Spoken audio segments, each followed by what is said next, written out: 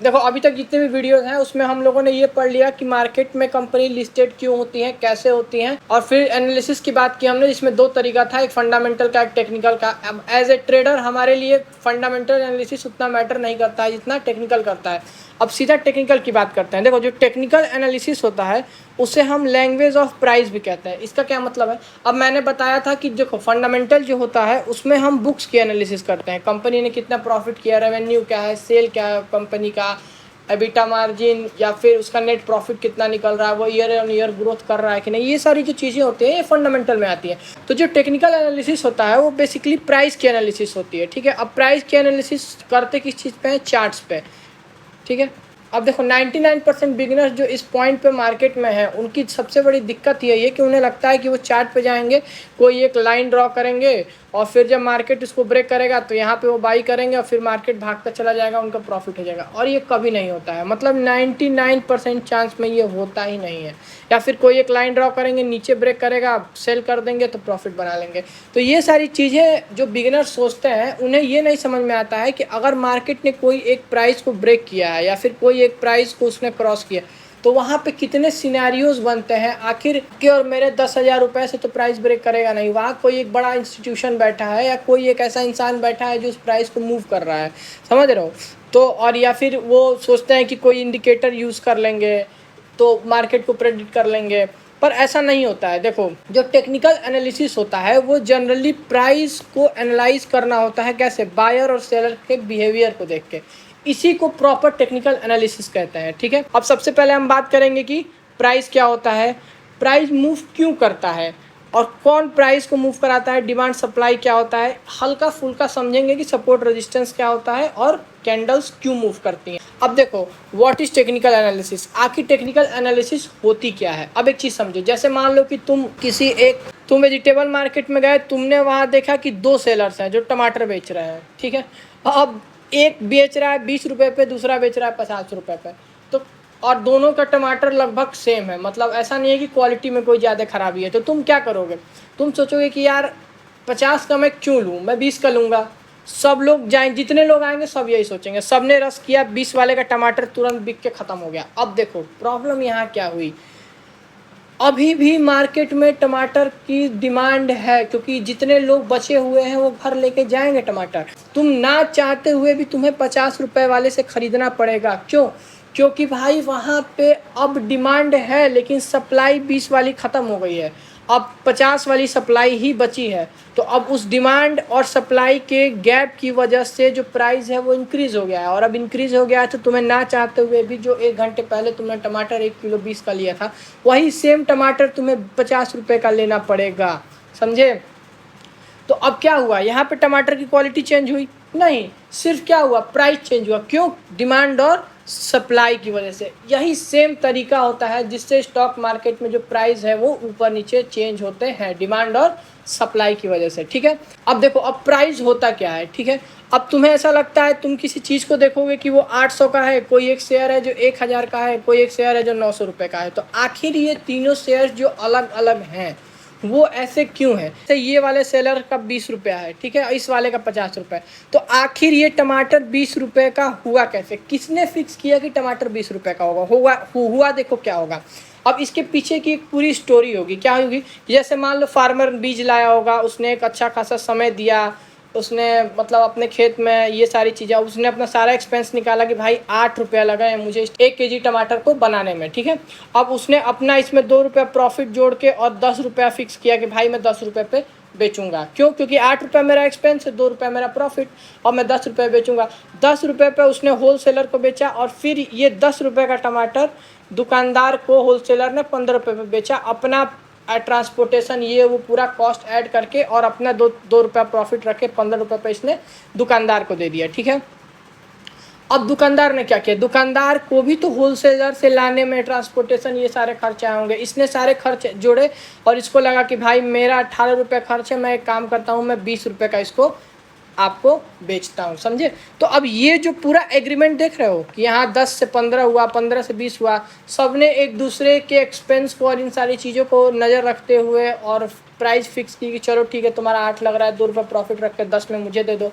फिर सामने वाले ने कहा ठीक है तुम अपना 2 रुपये 5 रुपये प्रॉफिट रख के तुम मुझे दे दो, फिर उसने कहा ठीक है मुझे दे दो, फिर आपने कहा कि चलो ठीक है 20। तो ये जो 20 फिक्स हुआ है, समझ रहे हो, ये जो पैसा तुम देख रहे हो ये कैसे हुआ है, ये एग्रीमेंट से हुआ है। कैसे एग्रीमेंट से? बायर और सेलर्स के एग्रीमेंट की वजह से। तो देखो price is not just a number, price is an agreement, समझ रहे हो। जो प्राइस तुम किसी शेयर का या फिर किसी भी चीज़ का देखते हो, कोई भी चीज़ हो इस दुनिया में, कोई भी चीज़ हो जिसकी एक प्राइस है, वो एक फिक्स प्राइस इसलिए है क्योंकि वो एक एग्रीमेंट है कि भाई अब ऐसा तो है नहीं कि कोई पेन है वो 5,000 का बिकेगा तुम जाकर खरीद लोगे और उसको बनने में सिर्फ 2 रुपये लगते हैं। तो और अगर ऐसा हो रहा है तो 90% चांस है कि उस पेन की डिमांड इतनी होगी कि वो 5,000 रुपया रखी जा सकती है, समझ रहे हो। तो वो भी एक एग्रीमेंट में ही आएगा, डिमांड और सप्लाई भी एग्रीमेंट का ही पार्ट होता है। तो जो देखो जैसे मान लो कि बायर 900 पे SBI को ख़रीदना चाह रहा है और ऑफ़र किया सेलर ने भी 900 रुपये, तो वो जब बोथ एग्री कर गए तो डील डन हो गई कितने पे?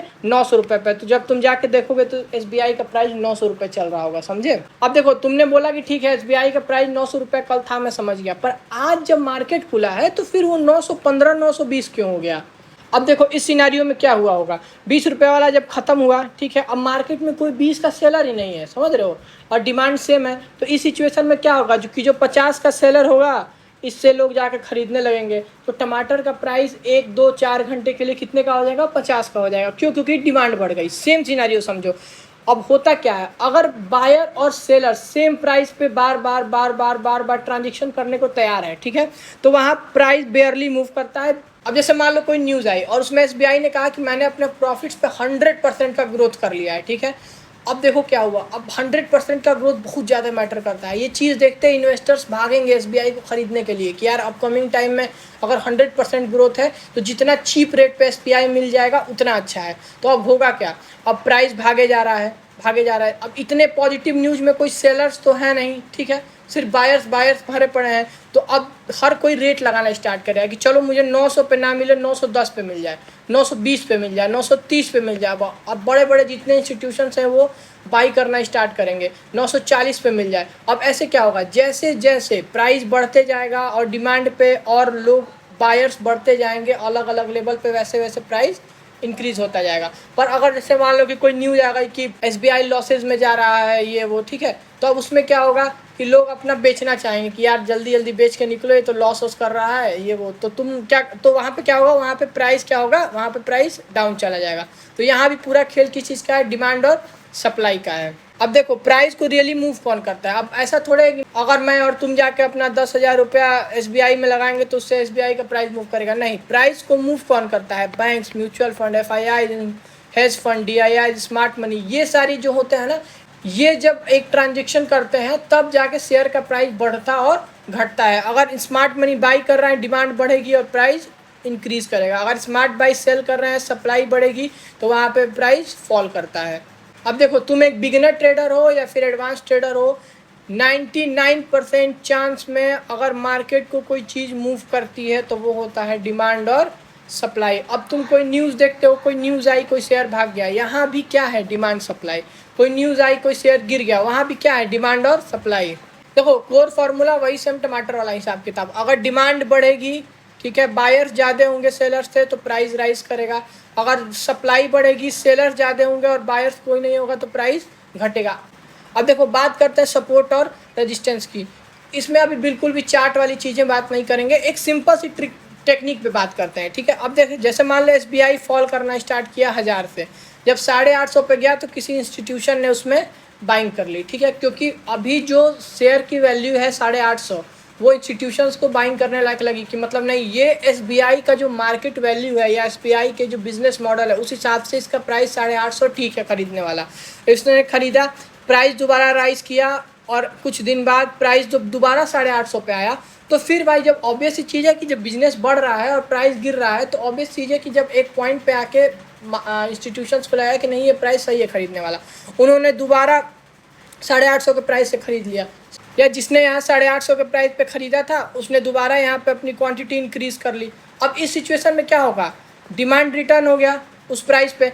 अभी ऊपर से तो मान लो कि सेलर्स आ रहे थे, 850 के प्राइस पे आते ही डिमांड आ गई SBI में, अब वहाँ पे क्या हुआ, प्राइस दोबारा रिगेन स्टार्ट कर देगा। ठीक है, वही सेम सिनेरियो रेजिस्टेंस का होता है। अब 850 का प्राइस यहाँ पे क्या बन जाएगा, बार बार सपोर्ट बन जाएगा, समझे। जिसने 850 पे खरीदा उसने सोचा कि अरे यार 1000 का प्राइस आ गया है, मुझे ऑलमोस्ट 150 का फायदा हो रहा है और 1000 के ऊपर अब SBI होल्ड करने लायक है नहीं। वो 1000 पे आया, उसने सेल कर दी अपनी सारी क्वांटिटी। मार्केट दोबारा गिर के 850 पे आ गया, दोबारा 850 पे इसने बाई कर लिया, फिर दोबारा 1000 पे बेच दिया। अब देखो बार बार जब ये लूप रिपीट हो रहा है, देख रहे हो, तो यहाँ पे क्या सिनेरियो बनेगा, SBI के लिए जो 1000 का लेवल होगा वो क्या हो जाएगा, रेजिस्टेंस का काम करेगा, और नीचे 850 का लेवल सपोर्ट का काम करेगा, और SBI इसके बीच में यहाँ कहीं साइडवेज हो जाएगा, जब तक SBI में दोबारा डिमांड या फिर दोबारा सप्लाई क्रिएट नहीं होती है, समझ रहे हो। अब देखो जो सपोर्ट और रेजिस्टेंस होता है वो और कुछ ना होकर बस हिस्टोरिकल डिमांड एंड सप्लाई होता है। तो अगर तुम टेक्निकली देख पा रहे हो कि जो शेयर है, ठीक है, वो कहाँ पे डिमांड और सप्लाई बना रहा है, तो वही चीज़ सपोर्ट और रेजिस्टेंस में कन्वर्ट हो जाती है। अब देखो जहाँ इंस्टीट्यूशन बाई करते हैं वो सपोर्ट बन जाता है, जहाँ इंस्टीट्यूशन सोल्ड करते हैं अपना पोजीशन वो रेजिस्टेंस बन जाता है, समझ रहे हो। अब देखो सबसे मेन चीज़ पे बात करते हैं जो कि होती है न्यूज़, जो सबसे ज़्यादा शेयर के प्राइस को फ्लक्चुएट करती है। अब देखो अगर किसी स्टॉक का पॉजिटिव न्यूज़ आया, लोग बाई करना स्टार्ट किए, डिमांड इंक्रीज हुई, प्राइस बढ़ गया। अगर निगेटिव न्यूज़ आया तो प्राइस सेल हुआ, सप्लाई इंक्रीज हुई तो प्राइस फॉल कर गया। देखो यहाँ सिनेरियो क्या होता है, ऐसा नहीं है कि उस कंपनी के फंडामेंटल उस न्यूज़ की वजह से अफेक्ट हो गए, पर जो न्यूज़ है ना वो इमोशंस को ट्रिगर करता है, समझ रहे हो। अब इमोशन को ट्रिगर करता है तो positive news positive emotion trigger करेगी तो लोग और बाई करना चाहेंगे, और निगेटिव न्यूज़ निगेटिव तो वो सेल करना चाहेंगे, और इस वजह से भी डिमांड और सप्लाई क्रिएट होती है न्यूज़ की वजह से भी। अब देखो आज की वीडियो में हम लोगों ने ये सारी चीज़ें पढ़ी कि प्राइस नंबर नहीं होता है, एग्रीमेंट होता है। अब देखो प्राइस इसलिए मूव करता है क्योंकि बायर्स और सेलर्स के बीच में अनबैलेंस क्रिएट होता है, डिमांड जो होती है वो रैली क्रिएट करती है और सप्लाई क्रैश क्रिएट करती है। सपोर्ट एंड रेजिस्टेंस एरिया है, पिछला जो डोमिनेटिंग डिमांड और सप्लाई का एरिया होता है वही सपोर्ट रेजिस्टेंस होता है।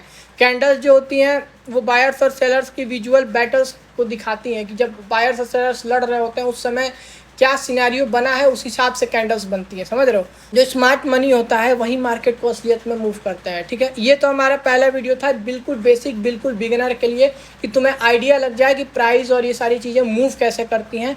अब हम कैंडल स्टिक को स्क्रैच से पढ़ेंगे नेक्स्ट वीडियो में। बाकी लाइक शेयर और सब्सक्राइब कर देना चैनल को, और कीप ट्रेडिंग।